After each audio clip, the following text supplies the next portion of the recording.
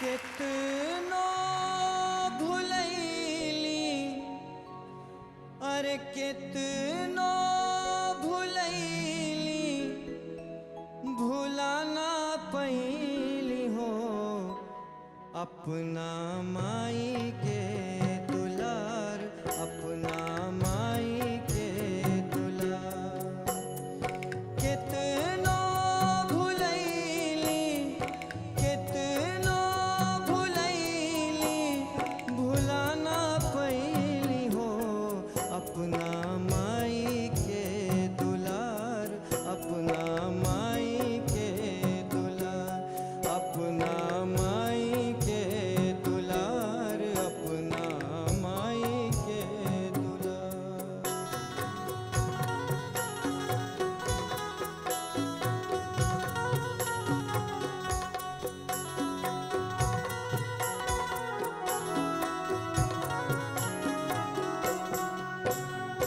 दूधवा के रूप में आपन खुनवा पियाई के पलली जतनवा से गोदिया छुपाई के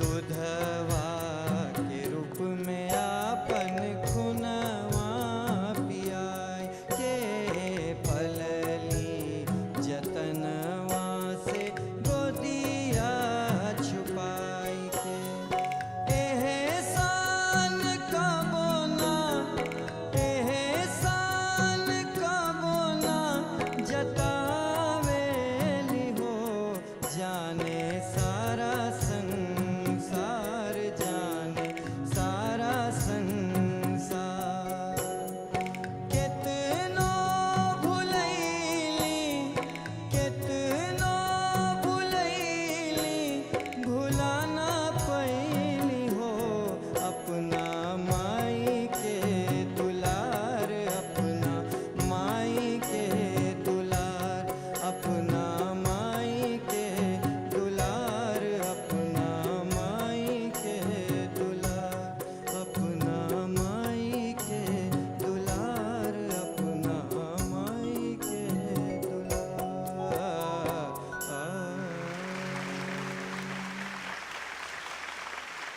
ई गाना रौरा हमरो से बढ़िया गौले बानी।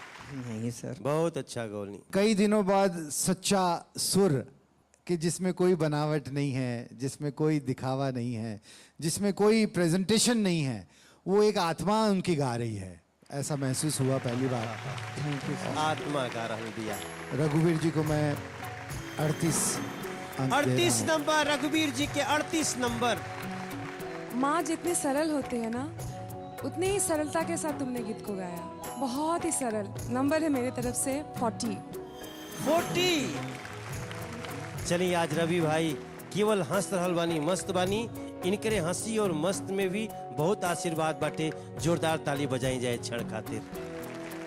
सूरदास जी ने कहते हैं उनकी मन की आंखें थी और उन्होंने कृष्ण का बाल रूप ऐसा देखा, यशोदा का ऐसा लाड़ देखा कि दुनिया ने उनकी नजरों से कृष्ण को जाना।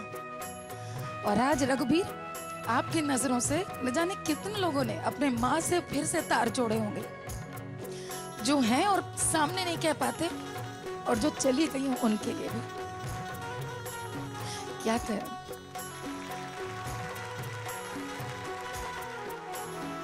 तार माई कहाँ बा? मम्मी हमारी, हम लोग दो भाई, एक्चुअली बताना चाहूँगा, दो भाई हम लोग ब्लाइंड हैं और हम ही दोनों बड़े हैं घर में। और वर्तमान में हमारे पापा नहीं हैं, मम्मी ही हमारा सारा घर का खर्च और सारा मेंटेनेंस जो भी हो मम्मी के ही जिम्मे है। और सबसे पहले मैं धन्यवाद देना चाहूँगा, इस मंच के माध्यम से मैं अपने मम्मी के लिए कुछ गा पा रहा हूँ, कुछ कह पा रहा हूँ, ये मेरे लिए बहुत बड़ा सौभाग्य है। आपके साथ है जिंगा कोई आयल बा ना? जी, मेरा छोटा भाई आया हुआ है। आपके क्या नाम बा? हमारा नाम अंकुर श्रीवास्तव है। आप इनका से कितना साल छोट बड़ा?